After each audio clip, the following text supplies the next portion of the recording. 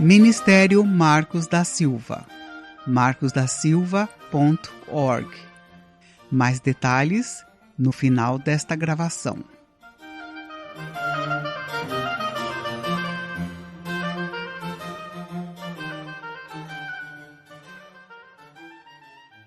Série O Sermão da Montanha. Estudo número 30. O divórcio. A união entre o homem e a mulher.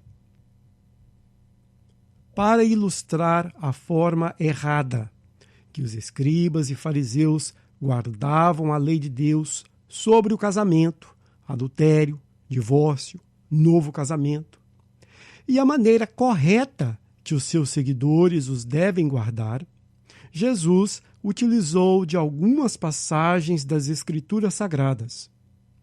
Duas destas saíram direto dos 10 mandamentos que o Senhor entregou a Moisés no Monte Sinai.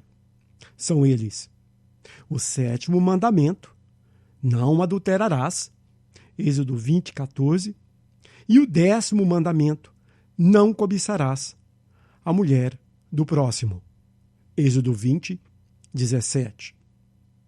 Agora, na sequência dos ensinos no Sermão da Montanha, Jesus deixa os 10 mandamentos, também conhecidos como a lei moral, e entra no tema do divórcio, que faz parte das leis civis que o Senhor entregou ao povo de Israel.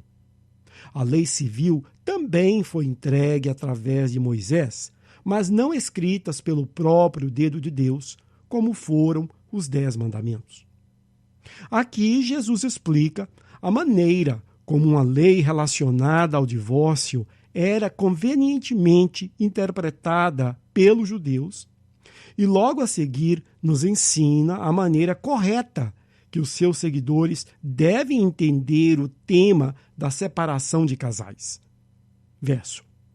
Também foi dito: quem deixar sua mulher, dê-lhe certidão de divórcio. Eu, porém, vos digo que todo aquele que deixar sua mulher, a não ser por causa de infidelidade, grego, porneia, a faz adúltera. E quem casar com a divorciada, comete adultério. Mateus 5, 31 e 32.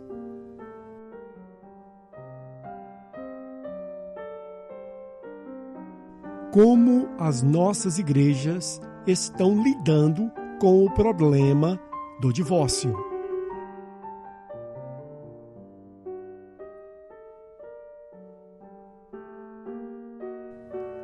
Além deste estudo introdutório, teremos mais 3 estudos quando abordaremos em detalhes os ensinos de Jesus sobre este tema extremamente relevante para os nossos dias.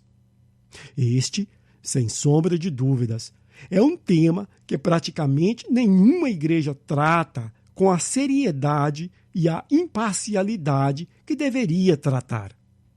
Certamente que o que não faltam são palestras de celebridades, cursos, encontros, retiros, jantares e coisas semelhantes dedicadas ao tema de casamento e divórcio.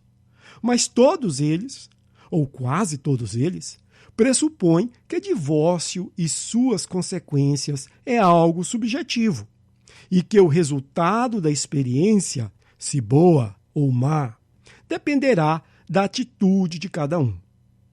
Ainda que não falem, a ideia que a igreja passa aos irmãos e irmãs é a de que Deus não tem uma opinião muito firme sobre o assunto. Grande prova disto são as centenas de livros cristãos escritos especificamente para ajudar os divorciados e casados de novo a se sentirem em paz consigo mesmos e com Deus. Esta maneira de lidar com o problema inevitavelmente acaba transmitindo aos cristãos que continuam casados a ideia errada de que o divórcio, ainda que seja uma experiência desagradável, é uma opção válida entre os filhos de Deus.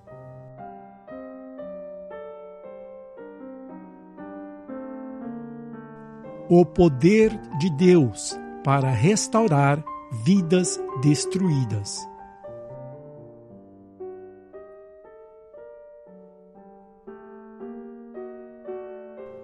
Que o nosso amado Deus é um Deus que se deleita em perdoar pecados e restaurar vidas destruídas, e isto está abundantemente claro na sua palavra.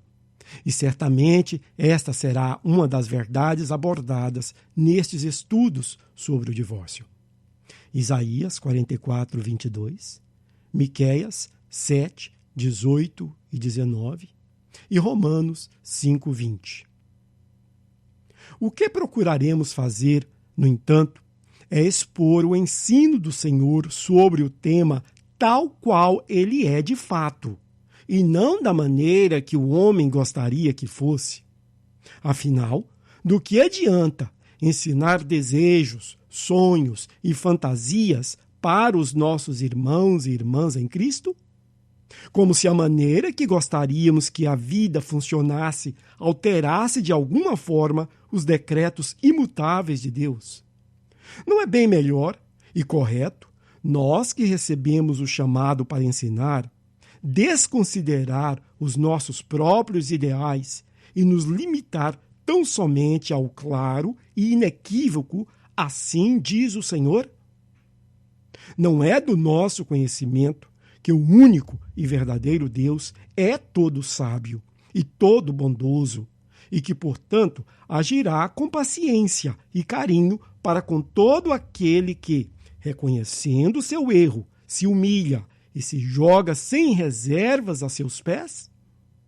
Por acaso é a função da liderança iludir as pessoas quanto às consequências dos seus erros? Verso. Receberemos de Deus o bem e não receberemos o mal? Jó 2:10. A minha mensagem para os líderes então é: não tente ajudar a Deus, e muito menos ajudar pregando uma palavra que não procede do Senhor, pois assim agem os falsos profetas. Verso.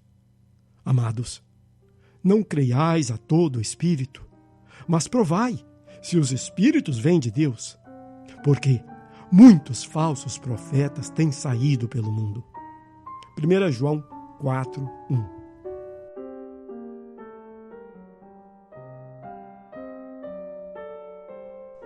A origem santa do casamento. A declaração de que tudo era muito bom.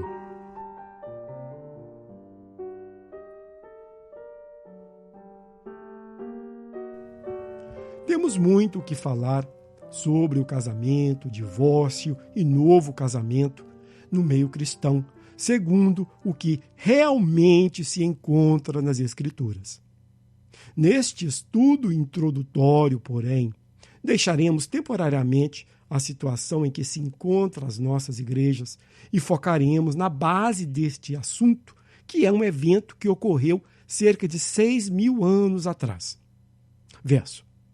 Disse mais o Senhor Deus: não é bom que o homem esteja só. Far-lhe-ei uma ajudadora que lhe complete.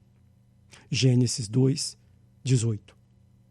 É interessante que o Senhor disse que a situação de solteiro de Adão não era boa, entre aspas, porque durante os 6 dias da criação, o Senhor olhou várias vezes para aquilo que fez e declarou que era bom. Ao ver a solidão do homem, no entanto, Deus decidiu que alguma coisa deveria ser feita para que a sua situação também passasse a ser boa e assim nada, além da perfeição, existisse no novo planeta. Verso. Então o Senhor Deus fez cair um sono pesado sobre o homem, e este adormeceu. Tomou-lhe então uma das costelas e fechou a carne em seu lugar. E da costela que o Senhor Deus lhe tomara, formou a mulher e a trouxe ao homem. Gênesis 2, 21 e 22. Assim como o mar, os astros, os animais e o próprio ser humano O casamento faz parte da criação do universo. Na realidade, como explicado acima, este foi o último ato da criação, segundo o relato em Gênesis. E neste ato de unir os dois únicos seres humanos que até então existia, Deus confirmou que agora sim tudo era muito bom. Verso. Então disse o homem: esta é agora osso dos meus ossos e carne da minha carne. Ela será chamada varoa, porque do varão foi tomada. Portanto, deixará o homem a seu pai e a sua mãe, e unir-se-á à sua mulher, e serão uma só carne. Gênesis 2, 23 e 24.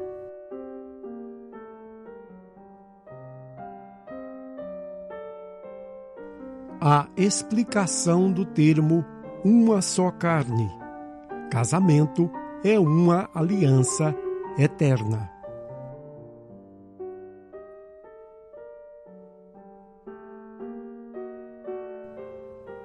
Esta uma só carne, hebraico lebassar errad, se refere àquilo que Deus faz quando o homem e a mulher se casam.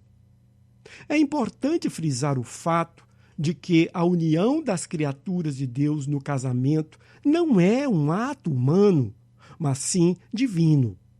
Para nós, pode parecer que o casamento é simplesmente um dos muitos eventos que ocorrem na vida das pessoas. Todos eles sujeitos a alterações, ajustes, reajustes e cancelamentos, à medida que a nossa situação e os nossos interesses vão mudando, e os nossos planos adaptados. Mas para Deus, quando o homem se une a uma mulher, os dois estão firmando a mesma aliança, ou pacto de união permanente firmado entre Adão e Eva no jardim do Éden. Foi esse o motivo que Jesus nos alertou contra qualquer tentativa do homem de quebrar este pacto. Verso. Portanto, o que Deus uniu, não o separe o homem. Mateus 19, 6. Notemos que Jesus não fez referência quanto ao tipo de casamento que é considerado como de Deus. Ou seja, Jesus não disse os casais que Deus uniu, não separe o homem, como se alguns casamentos estão sujeitos à sua lei e outros não, mas disse sim, o que Deus uniu, não separe o homem. Grego, o uno o theos, synezeukisen anthropos en horizeto. Isto quer dizer que todo casal que tomou a decisão de se unir está, de fato, se unindo perante Deus, independentemente de como as coisas andam no casamento.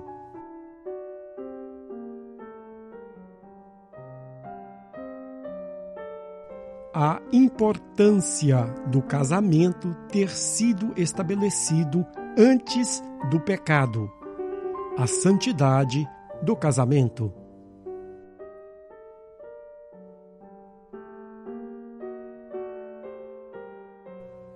A primeira união entre o homem e a mulher ocorreu antes da entrada do pecado. Este é um ponto importante para entendermos o caráter permanente do casamento. Se o primeiro casamento tivesse ocorrido após o pecado, então esta seria uma instituição destinada ao fracasso, pois desde o início estaria contaminada com a imperfeição que domina este mundo. No entanto, sendo a união matrimonial estabelecida em um ambiente perfeito e pelo próprio Criador, o casamento entre o homem e a mulher de Deus tem tudo para ser uma fonte de bênçãos para nós e de alegria para o Senhor, da mesma forma que foi para Adão e Eva. Os vários problemas que ocorrem em muitos casamentos não é porque existe algo de errado com a sua união, mas sim porque inspirado por Satanás, o casal insere todos os tipos de contaminações externas no seu lar e acabam corrompendo algo que em si mesmo é perfeito. A solução para se ter um casamento abençoado é, então, mantê-lo livre de tudo aquilo que corrompe o que é santo. Verso. Que todos honrem o casamento e que o leito conjugal seja conservado puro, pois Deus julgará os impuros e os adúlteros. Hebreus 13, 4.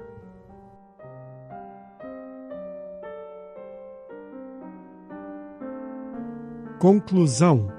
O casamento segundo o homem e segundo Deus.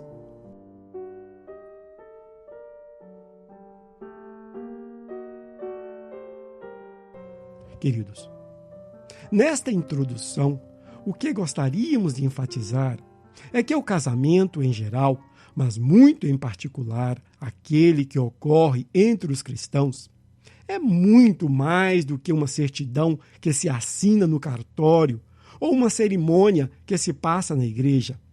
Estes são apenas os aspectos visíveis do que de fato ocorreu. O que de fato ocorreu, amados, foi uma aliança firmada perante Deus. E Deus, sendo Ele santo e eterno, não firma alianças impuras ou temporárias. Se existe uma quebra da aliança, ela sempre procede do homem e nunca de Deus. Verso. Lhe salvará da mulher adúltera com suas palavras sedutoras. Ela abandonou o seu marido, o companheiro da sua mocidade, e ignorou a aliança que fez diante de Deus. Provérbios 2, 16 e 17. E se Deus considera as suas alianças santas e eternas, o que ocorrerá com todos aqueles que seguem ignorando os seus pactos de casamento? O que isto nos diz, no final, é que existe algo extremamente sério acontecendo nas nossas igrejas em relação a casamento, divórcio e novo casamento. Há algo que precisa ser resolvido em caráter de urgência, antes que o noivo chegue e nos pegue despreparados. Verso.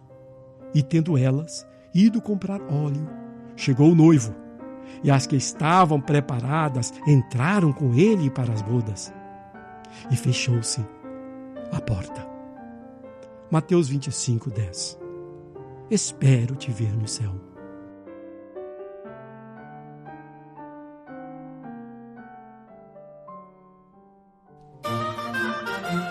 Ministério Marcos da Silva.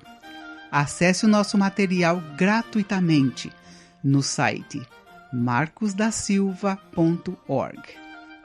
O endereço do site é markusdasilva.org.